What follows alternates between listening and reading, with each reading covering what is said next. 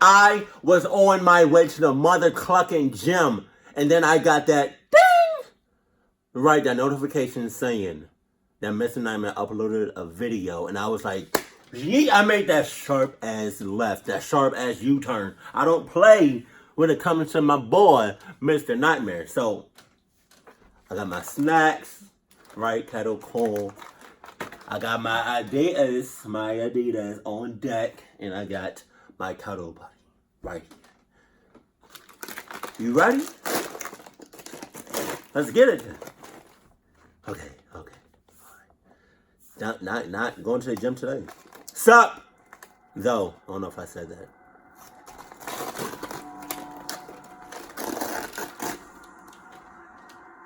Here we go. Oh my God. I work as an Uber Eats driver at night to make a little extra cash. Right. Friday and Saturday nights are always the busiest because everyone's either home or with friends and ordering food. So those were usually the nights I would work. I got a request on a Saturday night at 1 a.m. to pick up McDonald's for a guy named Kyle. What? He lived a few minutes away from my current position. So I punched in the nearest McDonald's, which was like a 2-minute drive away, and picked up his order. Right. It was a small order. I think he only wanted 2 hamburgers.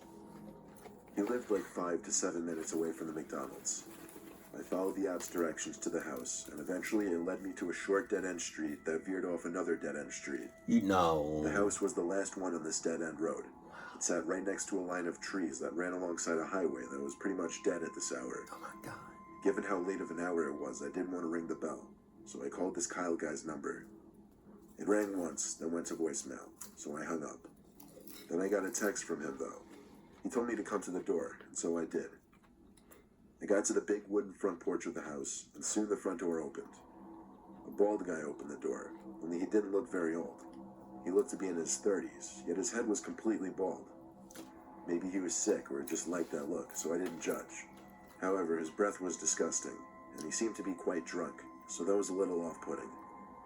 The payments were done through the app, so usually there was no need to wait around for money.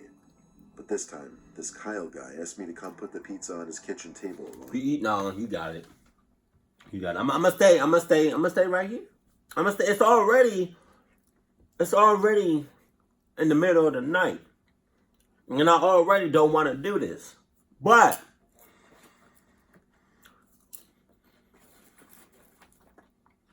it's so fucking good. I'm not coming inside your house. I'm not.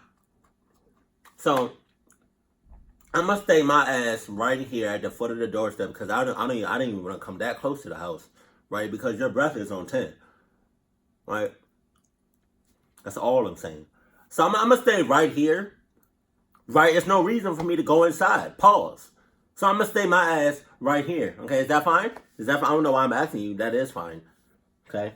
I'm not going inside. I'm not. Pause. To fetch a tip. I didn't object to free money, so I waited in his kitchen, which by the way was only lit up by a small outlet-sized nightlight. Wow. So it was pretty dim in there. Wow. The whole kitchen smelled rather disgusting though. I didn't know what it was. Kyle was taking awfully long down in the basement fetching this tip. So I started to wander a bit. Oh my God, no, God. Stay. No, come on. Stop. Don't drift off. Don't check nothing out. Definitely don't wander in a stranger's house. Just stay right there. Stay right there in that same spot. Don't even, cause you clucking up, man. We're barely into this video. You already clucking up numerous times. Just stay right there. You don't have to drift off. Just stay. Oh my God. Just stay right there. And you're gonna be kinda good. Right? God, just stay right there. Come on, yo. Don't drift off. Come on, man. You should have given him 2 minutes tops to come back. After that, you should just leave. I stepped into the living room, which was adjacent to the kitchen. Wow. The TV was on in there, which was the only reason I could see anything. However, the stench was even greater in this room. Then I noticed that the back door was slid half open. Maybe he was airing out whatever that putrid odor was. For the hell of it, I walked to the back door, expecting to get a quick breath of fresh air. Oh my But God. the smell only got worse. Oh my God. Then, finally, I stepped outside onto the man's back deck. I heard flies. The sound of a swarm of flies right by the door. Then, I guess a motion-sensing light saw my movement and turned on, revealing 2 big black garbage bags stuffed with 2 long objects. The smell was unbearable, too. It took me a second to catch on to what I was most likely looking at. Suddenly, waiting around for the tip didn't seem like a good idea anymore. Oh. I went back inside and rushed to the front door. And just then, I heard Kyle emerge from the basement calling to me, waving a few singles in his hand. He saw me as I was about to open the door and asked where I was going. I had to come up with something, so I said I was just rushing to check if I had something in my car. He said, "Oh, okay," as he came over to me and handed me the bills. Then he turned to the back door, to the porch, where the light was still on.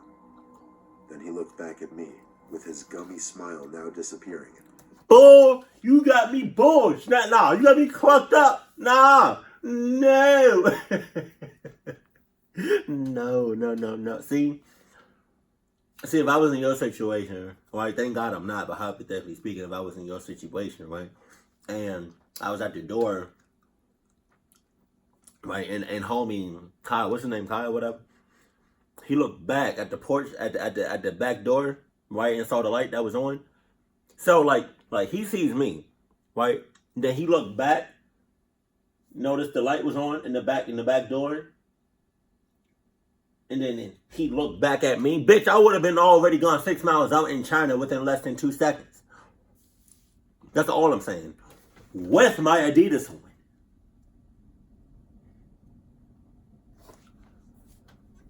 So whole time, right, he's looking at you after he's already noticed that the porch light was on, like the back door light was on. Whole time he looking at you.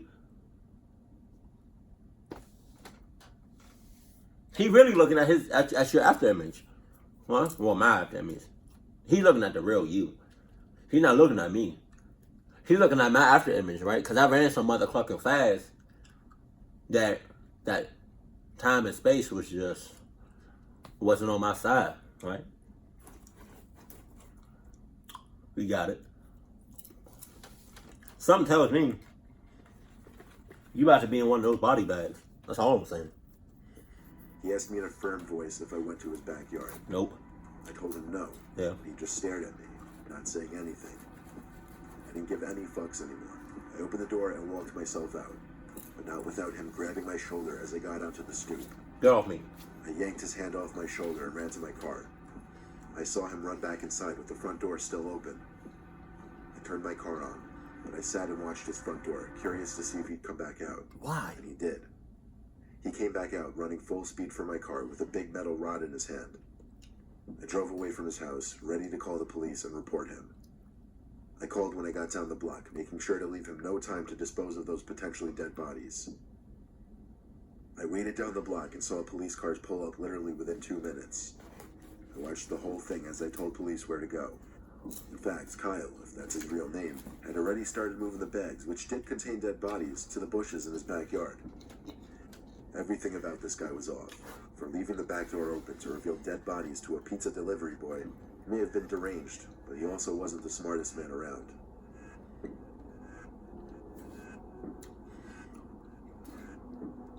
You were this close to getting clucked up. This close. I deliver food for an Asian eatery in my town. It's the best gig I could get at my age, simply for the tips alone. My friend and I work there together. We're actually the only two who are an Asian. My friend usually works the counter and takes phone calls. I usually do deliveries, and that's the way I like it. My friend got off the phone during one night shift we had together and told me I'd be doing a delivery. After the food was prepared, I was handed a brown paper bag and I was off on my way.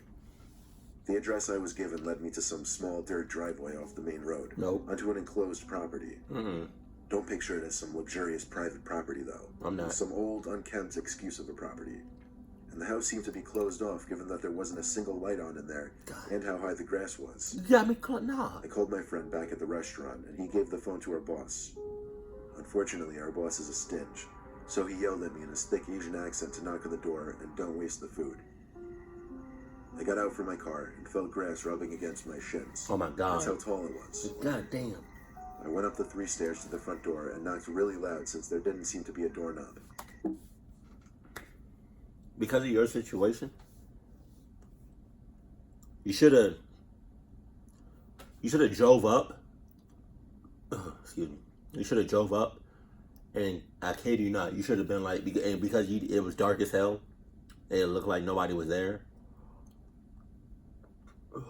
Excuse me. You should have been like, I kid you not, you should have been like this.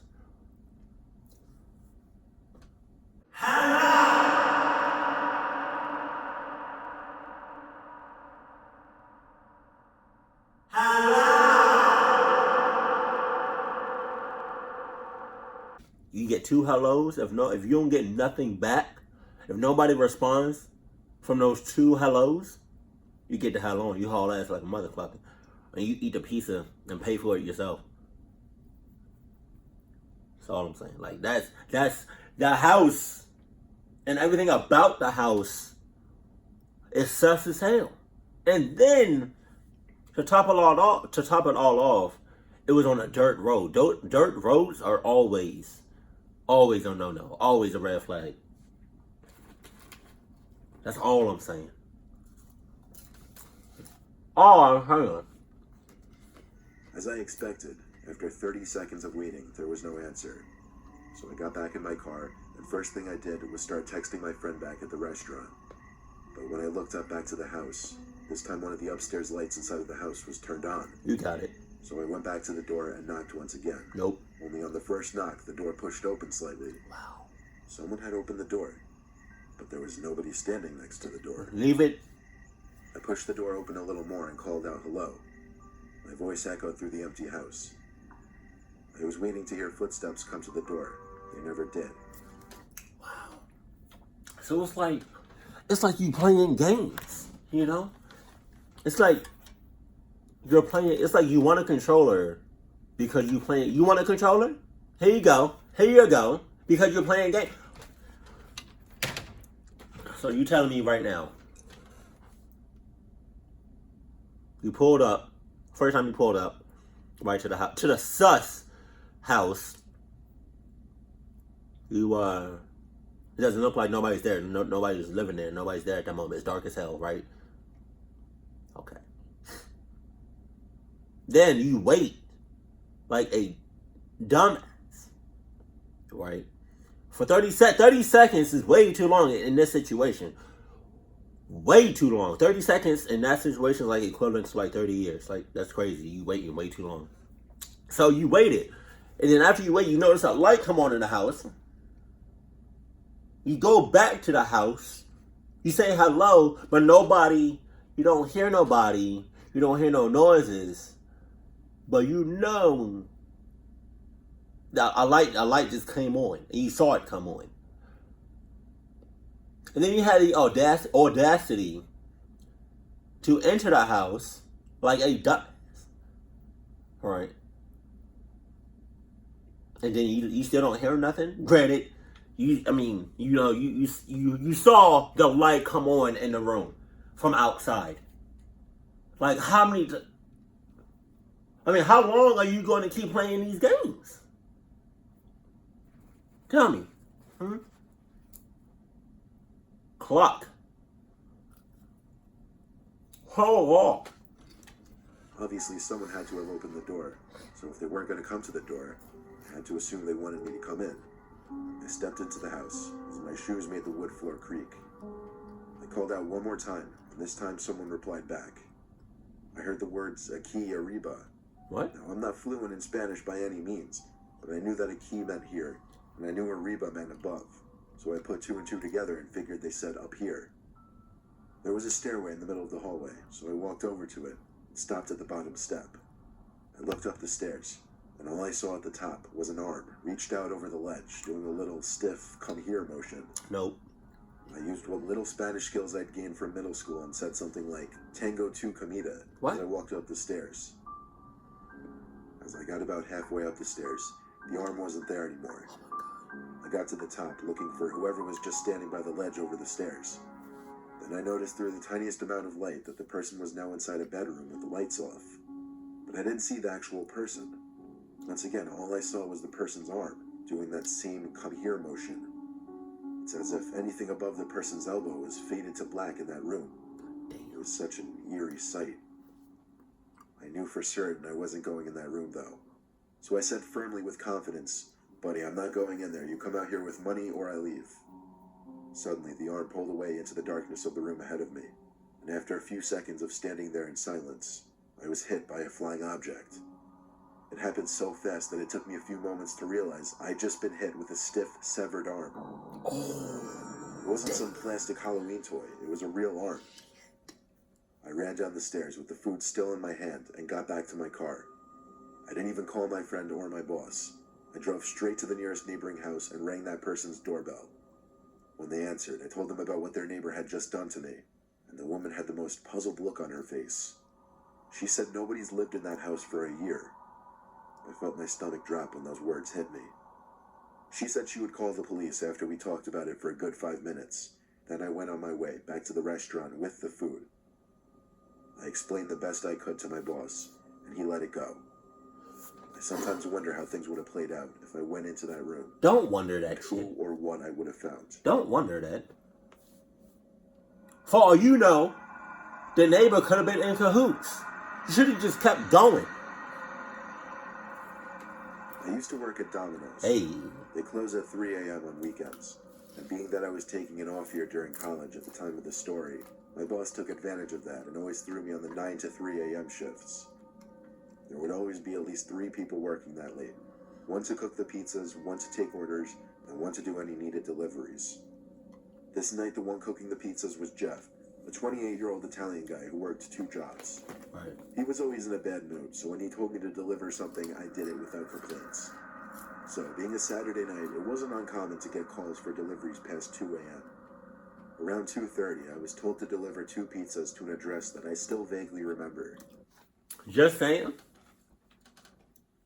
Just saying. And this is not product placement.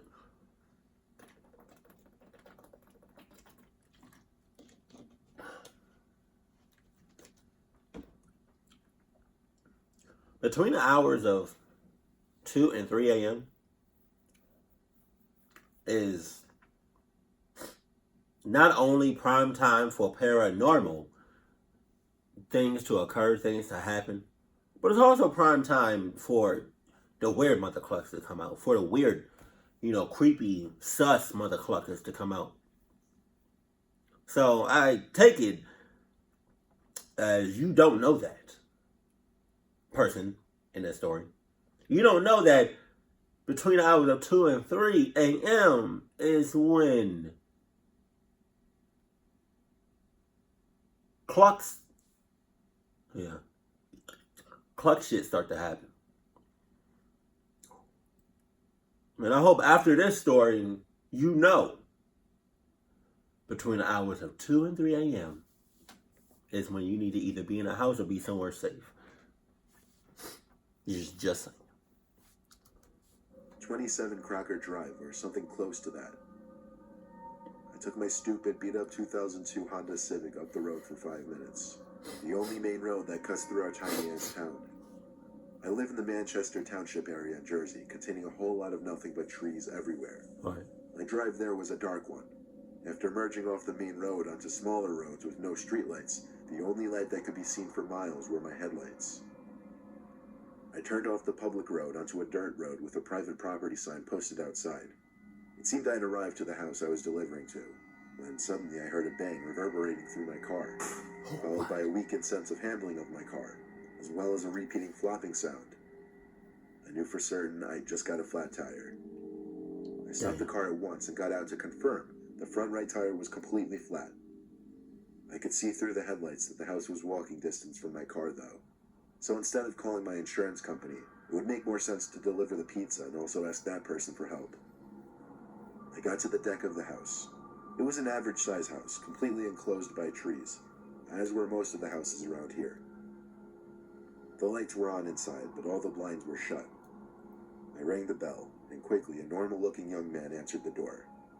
Before exchanging the pizzas for money, I told the man about the predicament I just found myself in. A look of concern came over his face as he handed me the money and I handed him the pizzas. He came outside to take a look at my car with me. It was a 30-second walk from the house. We got to my car and he started analyzing the tire. He said he could help me, he'd just need his tools from inside. I started questioning what I could have hit on his dirt driveway, and he yelled out to me, "Don't worry about it," as I was walking down his road.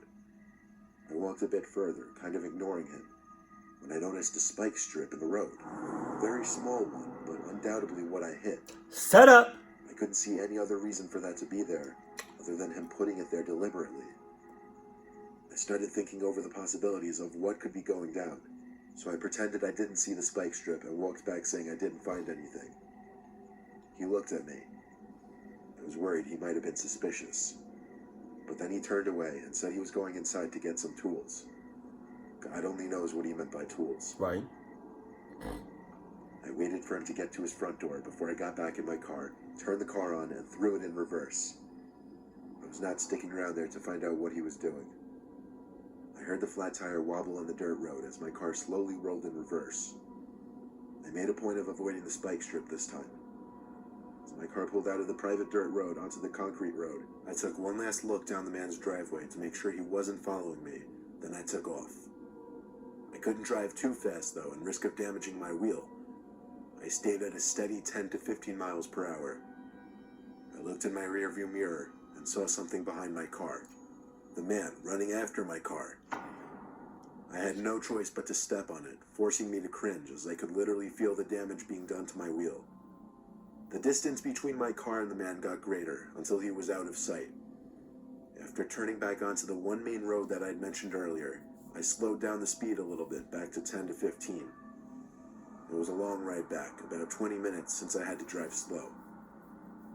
When I got back, the place would be closing in 10 minutes, but I had to return the Domino's sign that they make us put on our cars when doing deliveries.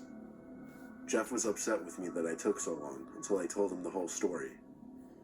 The woman who was also working the same shift as us listened in with a look of shock on her face the whole time. When time came to close, Jeff told me I should just drive home slow since I live like down the block, and that I should take care of it tomorrow. The two went off to their cars and drove away. I sat in my car for a little bit, thinking. Eventually I turned my car on and started my slow drive back to my house. I noticed, however, that a car without its lights on was following close behind me for a while. Come on! So I pulled over in front of some small house to see if they would do the same. The car passed me, but then pulled over on the same side of the street a little further down. Oh no! I started to panic, knowing it had to be the man, who figured that he'd find me at the Domino's that he ordered from. I couldn't lead him to my house, so even though I didn't know for certain if it was him, I had to be overly paranoid and call the cops. I had police come to my exact location for fear of being followed. After 5 to 10 minutes of waiting, a cop car slowly rolled down the street, and I beeped my horn to stop him. He stopped in reverse so that his windows were lined up with mine, and then we both rolled them down. I pointed at the car in front of me with its lights off, sitting a little further in front of me. But just then, that car zoomed out from its parked position, lights still off, instantly disappearing down the road into the night. The cop put his lights on and sped after him without saying a word. I didn't know if he wanted me to follow him, but I couldn't with my tire. So I drove home as quick as I could and parked my car in the driveway. I still don't know if that cop caught that driver. Somehow I doubt it, but I like to imagine he did. Either way, I always made sure to watch my back every time I drove home after that night, and I quit that job 2 months later. That night that night, I would have started doing day shifts. Cause you talking about, I would have made some changes. Is there somebody in that car? I think it is. And then I would have quit it. Quit it? Is that a word? I would have quit the job a lot sooner than 2 months. You know, and I learned how to finesse, so like I can like get a job like just like that. I'm lying. No, but look, you see where he messed up as. You see where he messed up is for like the last story is like The reason, your tire got flattened was because, y'all probably already know what I'm about to say, some of y'all. The reason your tire got flattened was because you didn't have the Adidas tires. You didn't. I know you didn't. Because if you did, this would have never happened. Adidas tires are the strongest, most durable, long-lasting tires you can ever. Now, I mean, it's kind of pricey, right? But I mean, it's well worth the price. Feel me? Way better than way stronger than bulletproof bulletproof tires. I don't know why I did that. You got a lifetime warranty, right? I don't know why, but I mean you do, because it's like nothing ever happens to like Adidas tires, But and it got like some vibranium in there. All right, now I'm just talking. No, but yeah, that's the reason. That's the only reason why you got, in a collective situation was because, well, although you didn't have Adidas tires, you also didn't know at that time that between the hours of 2 a.m. and 3 a.m. is when the cluck shit start to happen, And now you do, hopefully.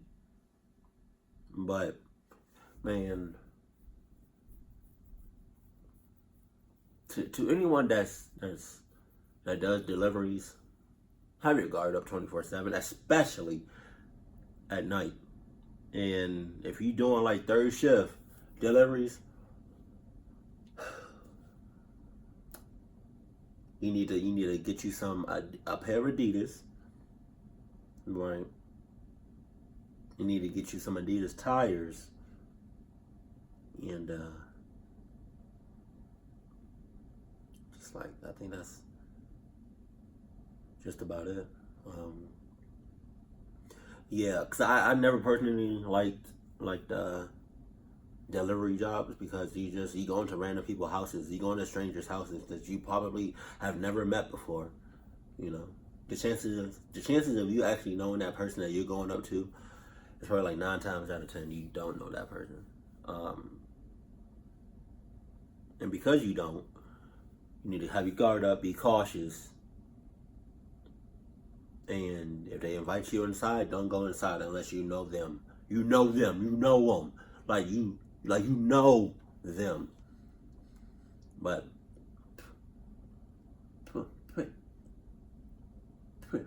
I seen a comment.